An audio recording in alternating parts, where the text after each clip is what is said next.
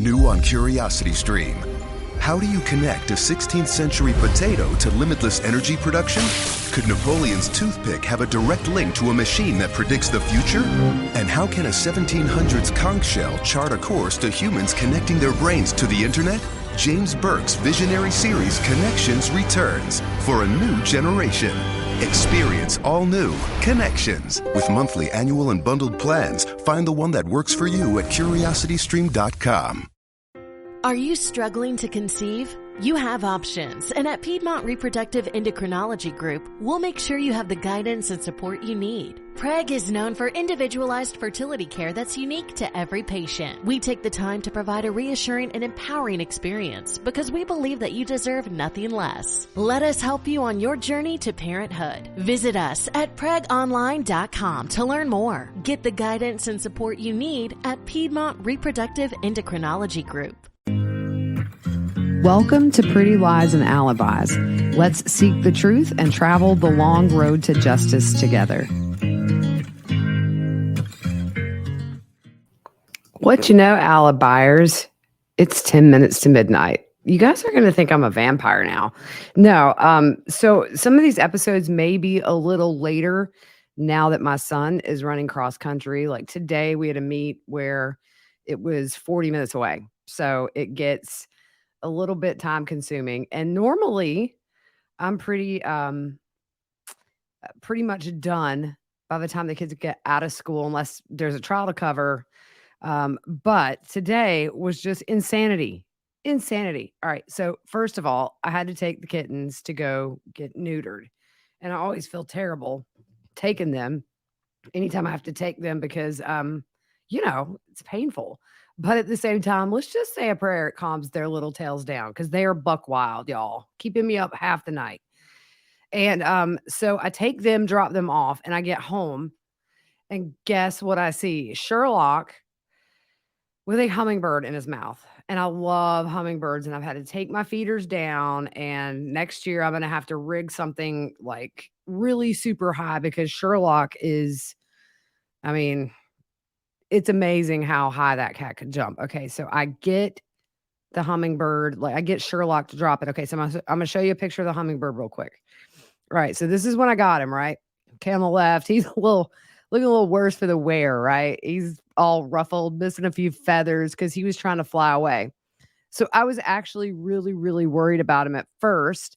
So I started giving him some nectar. So I made like the sugar water. You're not supposed to use the red kind, by the way. It's not good for their bodies. Just make the sugar water. It's like 1 part sugar, 4 parts water or something like that. You can look it up.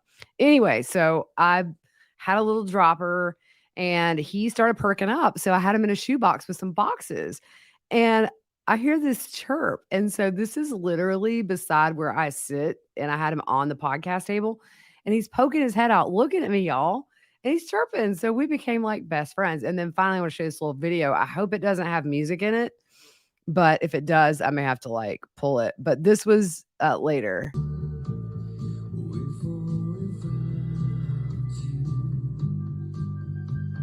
Kind of have to talk over it because it does have music. But you can see little dude was doing so much better. He was like drinking. And the one thing I saw about hummingbirds, they have a little frowny face. Slow down there, buddy. Okay, so he was doing better. So finally, I take him outside once, and he tries to fly, and then he just like nosedives in the grass. Feed him some more, take care of him. I have a little heating blanket inside there on low just to keep him warm. Finally, he flies off. I think he did fine. He was playing dead, so it was really, really kind of scary at first because I thought, Sherlock, come on, it's a little hummingbird. All right. Also, comments, emails, inboxes. I haven't even touched those in 2 days, guys. I'm not ignoring anybody. I've got a ton of messages and I do like to get back to those. One thing I don't think that I mentioned yesterday, maybe I did and it's just late and I don't know what's up. But the judge told the jury at the very beginning to stay off of MySpace. Oh boy, bless it. He seems like a really sweet guy. Except for when, he banned video and audio. Anyways, all right. So I will give you guys a little bit of a trigger warning before we show. There's nothing graphic. They don't show the bodies on TV. But they did show some crime scene stuff today, and there is some blood in it. So, anyways, music fact of the day before we get started. So the song Stairway to Heaven, which I love. I especially love it when they start jamming like in the second half. But the very first time they played that in public, they were booed almost off stage. Interesting. And also, I think, is it Jimmy Page, like, hates playing that song. He hates it. Or maybe it's, I don't know if it's Robert Plant. Anyways, all right, let's get started because it's late and we have a lot to go through. These kittens are so super cute. I wish you guys could see them. They're all cuddled up, probably like comforting each other after such a traumatic day. They're half the men they used to be for sure. All right, so day one of testimony. Real quick, I want to say when there is somebody who has opted to not be audio or video recorded, and you have Twitter, I have found that Evan Millward, I think I said that right, Evan Millward, and I'm sorry, Anjanette Levy from Law and Crime. They are amazing to follow on Twitter. They, as soon as there's a break, they come out and will update you, and then they just get it on their Twitter. So it's really beneficial for me to be able to do what I do. So give them a follow. Also, Anjanette does a nightly recap from her point of view inside the courtroom. It's great. I'm going to start retweeting that and putting that on Facebook as well. Evan tweeted out today that the families were visibly upset every time the bodies were shown on the screen, obviously. He said that Frankie and Hannah Gilley's pictures were very clear and were gruesome. And I can just imagine. So first up was Jo Manley, and she opted out of being recorded. And she is the sister of Dana Rhoden, and she is the one you hear on the 911 call. And she's also the one that found Chris Sr., Gary, Frankie, and Hannah Gilley, and also found the babies and got them out of the house. So remember, she was paid to do these chores around the house for Chris Sr., and that's why she was there. She also had her friend Billy Morgan and someone named Emma with her that day. She said that on the stand that the door was locked, which was odd. So she let herself in with a hidden key that Chris had on the property. And she went into Chris Sr.'s bedroom where she found Chris Sr. and Gary piled on top of each other and covered with a blanket.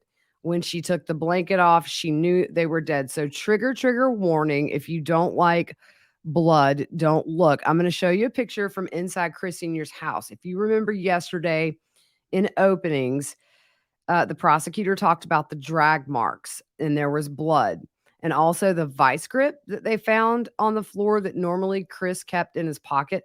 So trigger warning is coming up now. I'm going to show you the drag marks there, where Chris and Gary were drugged through the house. If you remember, Chris Sr. was shot kind of in the doorway. Also in that top left, you can see one of those vice grips. I try not to show, like, I would never show a body. It's just, I don't mind looking at that kind of stuff, but it's just not something I would do on here. But you can see stuff like this on a regular news station in Ohio tonight. So I thought mainstream media's put it out. So, I'm okay with doing that. Plus, it gives insight into how gruesome this crime is. I don't know if we will see the inside of bedrooms. I'm sure within 8 weeks we will. And as long as there's no victim on there, I will show it. So I'm gonna click this off now. And I'll always try to give you a little trigger warning before I do it. So Bobby Jo said she next went over to Frankie's to let him know she had just found his dad dead. She walked in the house. Now, this is what kind of confused. I don't know if maybe she just forgot to say that Brentley helped. She had to help Brentley open that little chain link door or whatever. But she said that she walked in the house yelling for Frankie, didn't get an answer. And Frankie's son, Brentley, was behind the bedroom door and said, "Daddy's got a lot of blood." She walked into the bedroom and found both Frankie and Hannah dead. And the baby was trying to breastfeed his dead mother. Just so cruel. Trigger warning, I'm going to put a picture of their son up here that has blood on him. Um, this one is also on mainstream media. He is much older, so I'm okay with showing this picture of him as a baby. Normally, I try to blur out the faces, but this was, 6 years ago? So, he's a little bit older. Trigger warning. It's not super graphic, but you can see on the very top of his head, bottom of his feet, his legs, his belly, inside the ear, he had a lot of blood, back of the head. In the right-hand photo, you can see on the foot, um, just he was laying in between his dead parents. And the EMT who testified later in the day also said that his diaper was saturated in blood. Poor baby. I'm glad he was that young, and most of all, if there's any silver lining in this case, it is that they spared the lives of the innocent children. The situations they left them in, they don't get any kind of prize from me. But anyways, so the defense, or I'm sorry, let's see. She took the kids and went outside. And after police arrived, she went to the sheriff's office and gave a DNA sample, a written statement. She had her hands swabbed for gunshot residue, and they took her shoes and her clothes as evidence. On cross defense, attorney John Parker asked how long she had done jobs for Chris Sr. around his house, and she said for a few years. He said there were rumors of Chris Sr. being involved in illegal cockfighting and drugs, and he asked if she knew anything about either one. She said she did feed chickens on his land, but did not know anything about marijuana. And then he asked if she ever saw Jake Wagner's at Chris Sr.'s before, and she said she had seen him there a few times. I think at some point Jake did live, I guess it was because it was 30 days prior when that Dana had moved in. So I'd heard at one point he lived with them, so maybe that's, where she saw him. The defense asked if she knew anything about drug deals, specifically marijuana grow operations involving Chris Sr., or if she knew anything about any trips to Mexico. Okay, first of all, what does this have to do with anything? It's not like we're looking at the cartel anymore. I mean, we have 2 confessions. So I'm not sure why they're going this drug route, or maybe if they're just going to say this was like something gone wrong between Billy and Chris Sr. But it's just really weird. So, Bobby Joe said she knew about some trips where he would be gone a few days, but nothing about him being out of the country. She also said he did have security cameras on the property, but she didn't know anything about drugs. At one time, I didn't know this, she was in a relationship with Kenneth Rhoden, who was the final victim that was found. He was the one that lived out, on the land that didn't have running water. She was on the stand around 2 hours. There wasn't much I could put together because she opted not to be recorded. And the next witness also opted out of being recorded. So the first half of the day was just, I don't know. I wish they'd find something to focus on because the painting, her hand is all jacked up. I don't know what's up, man. I watch Baumgartner Restoration on YouTube. It's my jam. It helps me go to sleep. It chills me out. And he always says hands are the hardest thing to paint. And you can really botch them up. And I don't know, man. I glanced and thought they had crime scene photos up. I'm not even kidding y'all. I'm not trying to be rude, but like they need to get something off that hand. So Billy Morgan was next. He was with Bobby Joe the day she found the bodies. And he didn't know, bless his heart. He said he didn't know how old he was because they were asking everybody, how old are you? He said he knows he was born in the 70s and he could not read or write. According to reports, excuse me, he was quiet on the stand and often had his head down. So he knew Chris Sr. only for about a month before the murders. He was doing some odd jobs for him around Chris Sr.'s house. He knew Jake from being around during Thanksgiving and Christmas holidays. And he was asked about drug deals or marijuana on the property. And he said he didn't know anything about it, but sometimes if he walked past the barn, he would smell some weed. He wouldn't go in there or anything. But he said personally, he wouldn't know what pot looked like or marijuana looked like if he saw it. On cross-exam, he was asked if he ever saw Billy Wagner at Chris Sr.'s, and he said that, sometimes he would come see Chris Sr. and they would sit inside the truck and talk. So the next witness was James Manley, who is Dana Rhoden's brother, and he allowed himself to be filmed. Can I just say, he seems like such a gentle, sweet soul. And I know a lot of people like James Manley growing up in the South. Just seems like a very straightforward sweetheart of a guy. And, you have to think Bobby Joe, James Manley, Leonard Manley, who is dead now, that was Dana's dad and the grandparent to, great grandparent to Frankie and Hannah Mae and Sophia and the new baby. What they saw that day will never leave their mind. I mean, it's interesting because I remember in the Travis Alexander trial, the crime scene photos were very hard for his sisters and his brother to look at. And his sister, made a post that like the trial and what happened to him sometimes overshadows all of the good memories she had. And I can see where that happens. But so anyways, James is 46. He's been married to a lady named April for about 26 years. Dana lived right down the road from his house, less than a mile when she got her new place. And he helped her move in and also clean the yard.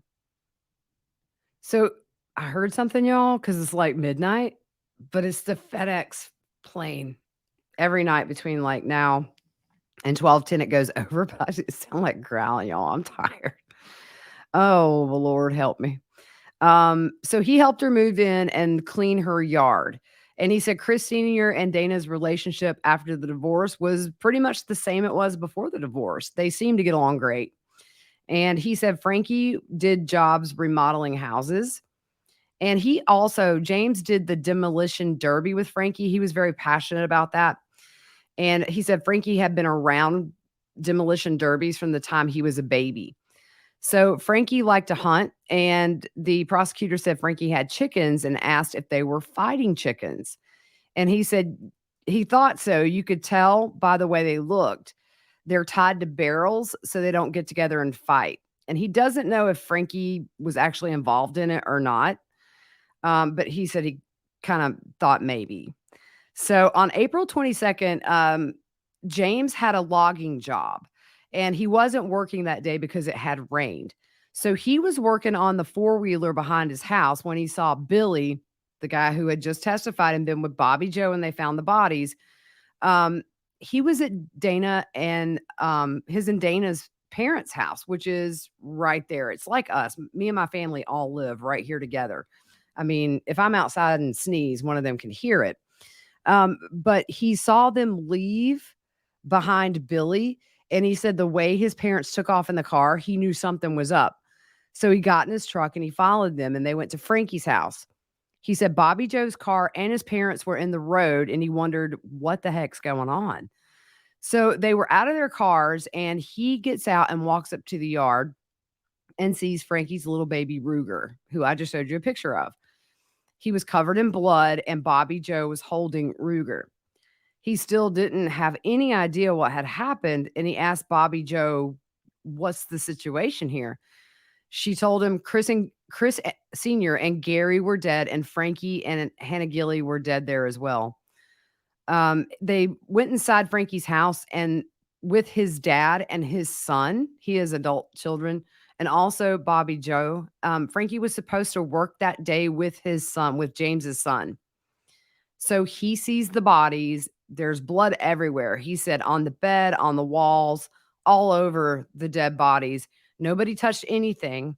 So he went back outside to go to his sister Dana's house to tell her what was happening, that her ex-husband and her son and his fiance and Gary are dead.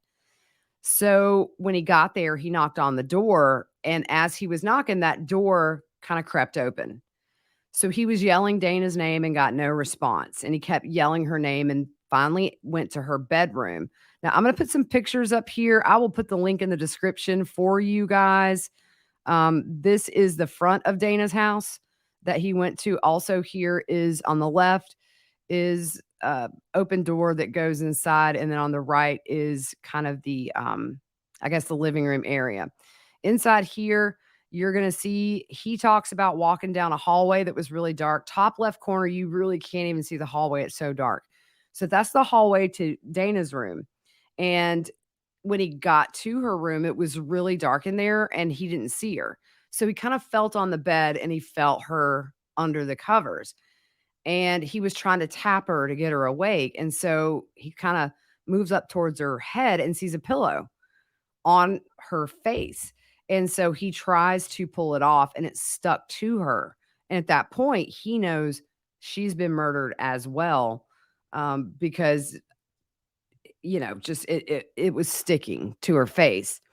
He didn't go into little Chris or Hannah Mae's room. He did hear the baby Kylie crying, but he just ran out of the house. And you can't fault him for that. That is so traumatic and just really, oh man, I just hate it for these people. On the right is Dana's bedroom, and on the bottom left is a garage. So he went to his own house after that and told his wife that Frankie, Hannah Hazel, he called her Hazel the entire time. Dana, Chris Sr., and Gary were all dead. So they went back to get baby Kylie, the newborn, the 5-day-old. And they went, he saw the cops coming up the road and flagged one of them down and said, there's at least one in there who's dead. And he was at Dana's house. New on Curiosity Stream. I'm James Burke. I'm going to take you on a journey through time. James Burke's visionary series returns, reimagined for our time. Now, this is all uncharted territory. The Washington Post hails Burke as one of the most intriguing minds in the Western world. The New York Times raves he careens from one great moment in history to another. Where do we want to go from here? Experience all new connections. So what's the next connection? With monthly, annual, and bundled plans, find the one that works for you at CuriosityStream.com. At the time, he did not know that Hannah Mae and little Chris were dead as well. The police had his wife April draw a picture of the layout of the residence so they could go in and clear it. Police didn't tell him that Hannah Mae and little Chris were dead. They brought the baby out, the authorities did, and then they checked the newborn out in a cop car to make sure she was okay. Because all these babies, as you saw with Ruger, he was covered in blood. And we know that baby Kylie was sleeping right beside her mom as well. So authorities eventually took the newborn to the hospital, and his James's wife April rode with the baby to the hospital. So he was at Dana's, he estimates, for about an hour and a half, and then he went back. Let's see, they took him to the police station and gave a statement. They wanted his boots. And I love this guy. He said, no, these are $200 boots and they're brand new. You're not getting my boots. So they took pictures of his boots. They made him leave his truck at Dana's and he called his parents to come pick him up. They all ended up at the church on Union Hill Road where the authorities were staging all the family members. And he said he found out that Kenneth had been murdered while he was at the church as well. They showed him these photos of Dana's bedroom, the living room, the garage. He said that Hannah was using the garage for pictures that Frankie's oldest son's mother and Hannah Mae were taking, trying to take some professional pictures. They had everything set up out there and had some cameras. And there were a couple of photos they did not show on screen. And you could tell they must have been of the crime scene or maybe even of Dana. He was gulping hard. And I always watch that. And this is one picture as well that was in Dana's garage. It's kind of hard to see on here. It says, Dana loves Chris. It's got a heart. And then it says, we heart you. And I thought that was sweet. They seem to have had a really, good relationship, as it should be. Unless there's something crazy going on. So on cross-exam, I don't know where he was going with this, y'all. I think he was a little hard on James myself. None of these questions made sense. Maybe they will when they present their case. But he asked how long Christina and Dana were married. He said Dana was around 16 or 17 when they got married. And he's asked, how much older Chris was than Dana. And James is like, I have no idea. So the defense says Chris and Dana had a good relationship when they divorced, and Chris was very generous with his money and would help Dana. And James said yes. He was asked, do you know where he worked? James said for himself and also at Big Bear Lake. He was also asked, were you aware of his marijuana grow operations? And James said no. He said, you didn't go to work because it had been raining, right? Did you ever go to Chris's house? He said sometimes. And he asked about the day of the murders. And he said no. He said, then you went to Frankie's. Yes. You went inside and saw him and Hannah. And the defense says Hannah Mae, and Billy corrects him and says Hannah Gilley. So he asked, was there anyone else in there where you were? So James says my dad, my sister, and my son was. He's asked, did you all gather in any room at the hallway where Frankie's bedroom was? Did anyone remove anything from Frankie's house? He said, not that I know of. The defense says you went up to Dana's to check on her and tell her what happened, and her door was unlocked. He said, when I knocked, it opened up. He said, now, when you're at Dana's room, can you see Hannah Mae's bed? And James said, no, not at the doorway. There's a hallway. The defense says there's a hallway that kind of goes from Dana's room to Hannah's. And James said, yes. The defense says you said Dana was covered up. You couldn't see her body. No. How long were you all inside together? And he said less than a minute. He said, did your wife go to the hospital with the baby? Yes. You were never at the hospital? No. You knew Hannah had a baby recently? Yes. You heard the baby cry? He says, yes. Had you met the baby before this? Why is that relevant? He says, no. Did you know who the father of the baby was? And James said, Charlie Gilley. He's then asked, do you know Jake Wagner? And James says, I knew of him. He says, have you seen Jake Wagner ever? He said at Thanksgiving or Christmases at the Manley house. So then he says, you had your own cell that day. It wasn't working. And he said it was out of time. So it must have been a prepaid phone where you're given so many minutes and then it's kind of dead. Doesn't work. You have to get another one. And then the defense says your wife had her own phone. He says, yes. And then the defense says you used her phone to call your boss. Yes. This here, I do remember reading something about it. I'm going to have to go back and clarify. I cannot remember for the life of me the context of this, but it says, did you receive a text from Jake that morning? No. On your wife's phone? James says no. Then the defense says, were you questioned by authorities about that? And he said, yes. So he said, back over at Chris Sr.'s, you didn't know he grew weed? You didn't know he was building a big barn? James says no. Did you know he had pigs? Yes. Where did he keep them? And he said, in like a barn area in the front yard. He said, how many pigs did he have? He said, I don't know. Then he said, did he have indoor dogs? And so James names off Paisley and Chance, and he said one other, he could not remember their name. Then he's asked, did he have an electronic fence on his property? And it's the kind where the dogs have the collar. So if they go past it, they get a jolt. And James says yes. The defense asks, had the dog Chance ever been mean to other people that you know of? And James says no. So then the defense asks him, did Frankie have pets? And James says chickens and dogs. And where were the dogs? He said behind Frankie's place. Were the dogs inside that day? James says, I didn't see any dogs. So the defense asked, was Frankie into fighting roosters or chickens? And James said he could be. He said, what about Chris? James says, couldn't tell you. So we're going to stop right here and do our paid sponsor of the week, who I'm very grateful for. This is how I get to do what I do, and I love what I do. So it's time for a word from our paid sponsor, Gladskin. Y'all, I love this stuff, not even just saying it. But those of you who have little ones, as a parent, it's really hard to see your child struggle with itchiness and discomfort from eczema. You're probably hesitant to try new products and just want the best for your little baby. Thankfully, Gladskin is safe and gentle on your baby's skin. And parents, if your child has eczema, know that you're not alone. Childhood eczema is really common, and lots of family and kids struggle with dry, inflamed, and itchy skin. And you're probably not comfortable using strong medicines and creams, and rightfully so. But now there's Gladskin, which is a steroid-free and clinically proven to reduce eczema symptoms safely and quickly.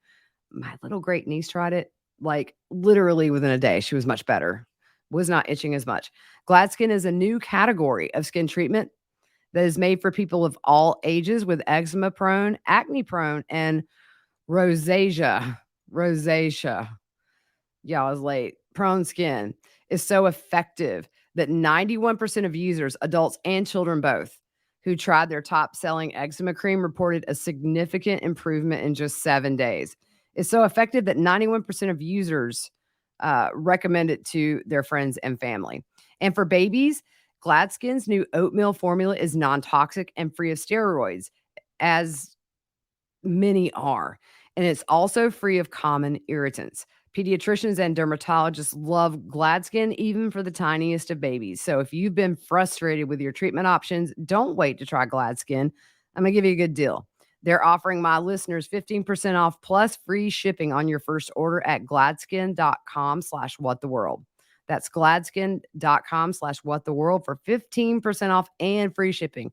Gladskin.com/whattheworld. All right, let's get back to the testimony. So the defense asked, did Chris Sr. travel out of town much? James says, couldn't tell you. Do you know who he worked with at his job? Is it Big Bear Lake? And he said his brother and the owner. The defense says, did he and Chris travel? I believe he's talking about the owner. And he said maybe a couple of times. And do you know where they went? And James says no. I don't know what this is about Mexico. I don't know if it's going to be something they're going to try. I really feel like the defense is going to try to pull drugs into some kind of a motive that, we know Billy was working with him. Part of the thing that night was a lucrative drug deal from California. What's interesting to me is none of the summaries I've read from the testimony that was off camera or anything I watched today ever mentioned George. So that was just something that kind of stuck out to me. His name was never mentioned. This was all about everybody else. So he said Dana had recently moved in. Yes. Chris Sr. bought it for her. And James says they were buying it. The defense said, did he pay cash or loan? And James said part was cash and part was loan. So the defense says, do you know how much cash he put down? And he said, don't know. Did you know Billy? And he said, note of him. He's very Southern. Like I know Ohio's not Southern, but I know people that talk just like him. Note of him. He said he met him once or twice at Chris's. They were friends. He said, I know they talked. Did you know Chris Sr. would have a 4th of July party? Here we go. Another thing that I guess is going to come in. James said, yeah, we had fireworks. Everyone looked forward to it every year. The defense said, did people drink? And James said, some. The defense asked, did Chris provide the alcohol? And he said, you brought your own. I love him, y'all. His little act. Yeah. He just reminds me of so many guys around here. So the defense says the fireworks was something that everybody enjoyed. And James said, yes, they were huge fireworks. And so the defense says between Chris and Frankie, they had between their properties, they would put a big flatbed trailer in between their properties on the road. And that's where they would launch the fireworks from. So he was asking James if this was the case. And he said, yes. So then they were done with him, and bless his heart, he did really, really good. I thought he did great on the stand considering the trauma he's been through. And he seems super credible and really sweet. And yeah, seemed like good people. The next witness was a deputy who opted out of being recorded. And his name was, I believe, Sergeant Johnathan Chandler with the Pike County Sheriff's Office. He was the first deputy that was dispatched to those murders and initially dispatched to Chris Sr.'s house. He was the officer that was flagged down at the home of Frankie by James and his family. So the sergeant said the baby was covered head to toe in blood and that the family was frantic and very upset, very emotional, and rightfully so. This is unimaginable. So you think about it. You take pretty much your whole family, your immediate family, your crew, and then you find out they've all been murdered. I can't imagine going to my brother's house, going to my parents' house. It is just it's so for the survivors, just can't even fathom the loss and the emptiness and what they have had taken away from them. It just is insane. So the sergeant said they went inside and verified that Frankie and Hannah Gilley were dead. He said he came to that conclusion due to the pools of blood in the middle of the bed. He also knew Frankie had gunshot wounds and bruising to the head because he observed that. He had clocked in at 7 a.m. that morning, and he worked that case until 2 a.m. And the very last thing he did was help BCI remove the bodies of Dana, Hannah Mae, and little Chris from their homes. When photos of some of the victims were shown on screen, the Rhoden family just absolutely broke down. And there was one female juror who seemed to be in her 20s, looked away, looked at that, and then very quickly looked away. They said that the jury responded to those photos. And you're asking ordinary people to see things that most ordinary people don't see and don't want to see. It's people that are very law enforcement or EMTs, people who do the jobs that we can't imagine doing. And I think hats off to them for having to walk into these scenes. And not only that, but deal with the families on scene. It has to be stuff that sticks with you. This case, I'm sure anybody who set foot in that house or was part of this investigation in any way will never, ever forget this. And hopefully we'll never have a case of this magnitude ever again. So the fourth witness was the next witness he was after the sergeant, was an EMT who responded to the scene at Frankie's. His name is Justin Waring. He was kind of brief on that, wasn't a whole lot. He was dispatched to Union Hill Road, and he said either dispatch or coworkers said it was an assault with a lot of blood, but the EMTs did not know what was going on. He didn't know anybody was dead, and 3 squads responded to that scene. He said it can take 20 to 30 minutes to get to Union Hill Road, depending on how fast they're driving and also traffic. So he talked to a man, he didn't know who he was, in the yard and asked what was happening. And the person asked, "Do you have more people coming out?" He said, "There's a bunch of bodies." And he pointed to all the residences and told how many were in each. So he needed to go in, the EMT needed to go in and verify that Frankie and Hannah Gilley were deceased. And he said it was very obvious just from looking that they were deceased. And let me throw up here Hannah and Frankie's house. I don't know if they covered that or if they had that themselves. You can see the crime scene tape, and then you can see, I thought that was a stretcher in the front yard, but actually I think that's maybe something you work on cars with. Yeah, I'm just glancing, y'all. I'm just seeing if I have any more pictures, and I don't. So he could see clearly they were deceased. He said when you enter, there's a crib, and on the other side of the crib is where Hannah and Frankie were laying. So he walked in enough to see them while his partner was out getting a heart monitor. And he said it was obvious with the amount of blood, and he'd observed no breathing. So he obviously realized they were deceased. They did not use the heart monitor. He didn't touch them. And it was dark in there. The only light they had was the officer had his flashlight. So can you imagine how eerie that is to go into a dark house and shine a light and see somebody? Hannah Gilley was shot so many times in the face, y'all. She was one that had some of the most gunshot wounds to her face. And I think that kind of spoke volumes a little bit. The other thing for me, by the way, and I'm just kind of all over the place because it's just 12:27, y'all. The other thing that really strikes me, you have Chris Sr. and Gary, and they're covered with a blanket. We haven't heard anything about Hannah Rhoden yet. We haven't heard anything about little Chris, whether he was covered. If we have, I've missed it. Dana had a pillow over her face. Frankie did not. Doesn't seem like Hannah Gilley did either. And I've always heard that when murderers cover up the face of somebody they have just killed, it's because there's a personal connection or they feel shame. I'll have to research that. There's like a whole thing. Maybe we'll do an episode on things killers do and why. But I thought that was interesting that these two weren't covered up, but Dana Rhoden was. And then you have Chris Sr. and Gary. So the sergeant saw Frankie's boys, and the oldest was kind of running around in the yard. The infant was covered in blood, and they checked to make sure he didn't have any injuries. He said he was the one that said the diaper was just saturated with blood. The Ruger, who's the baby, was in the front yard being held by Bobby Joe. The EMT was on the scene total for 1 to 2 hours, and then Sheriff Reeder came on and staged them in another area. So on cross-exam, it was really brief. He asked if he knew if they had a rigor mortis, which is stiffening after death. And the EMT said he didn't touch him, so he wouldn't know. He said, and the defense attorney said, observing Frankie's arm, was it stiff? And he said, I couldn't tell from a distance. So that was everybody today that testified. With it being off camera, it can get hard. I love covering live trials. It is my jam. That's how I cut my teeth in the true crime world, was live tweeting trials. So when I can't see it or hear it, it's so frustrating, but it's what the judge ordered. Of course, he still thinks MySpace is a thing, so take it for what it's worth.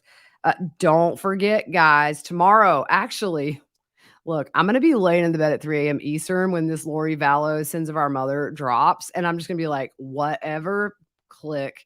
So, yeah, I need to go to bed now. It's 12:30, so I'm sorry it's late. Just life happened, y'all, between kittens getting neutered and this little dude right here. Oh, I played that Sills and Croft song, Hummingbird, after he flew away. I was low-key sad, but it's actually a felony if you keep one in your house because they migrate. So I don't want to go to Pokey for some little hummingbird that wasn't quicker than a kitty cat. So anyways, I'm out, y'all. I'm going to bed.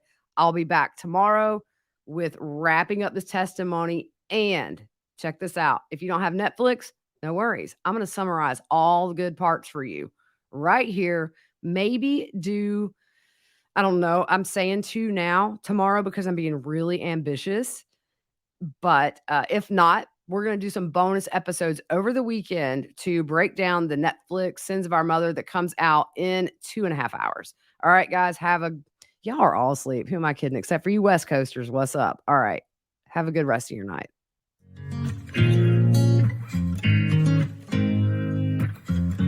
With no fees or minimums and no overdraft fees, banking with Capital One is the easiest decision in the history of decisions. Even easier than choosing to keep the Grinch away from the toy drive. Who's going to deliver the toys to the kids?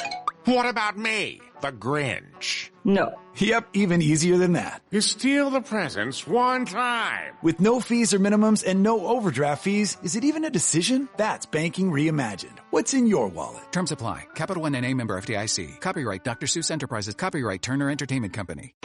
Breast milk science. It's a thing. And it's our thing. We're ByHeart. We're an infant formula company on a mission to get a lot closer to the most super food on the planet. Breast milk. Our patented protein blend has more of the important and most abundant proteins found in breast milk. We're the first and only U.S.-made formula to use organic, grass-fed whole milk, not skim. We make our formula in our own factories in Iowa, Oregon, and Pennsylvania, using a small batch manufacturing process that works to preserve the integrity of our ingredients. We ran the largest clinical trial by a new infant formula company in 25 years, and clinically proved benefits like easier digestion, less gas, and softer poops versus a leading infant formula. We were the first infant formula company to earn the Clean Label Project Purity Award. And while we've put a lot into ByHeart, there's a long list of things you won't see on our ingredient list. Like no corn syrup, no maltodextrin, no GMO ingredients, no soy, no palm oil. ByHeart, a better formula for formula. Learn more at byheart.com.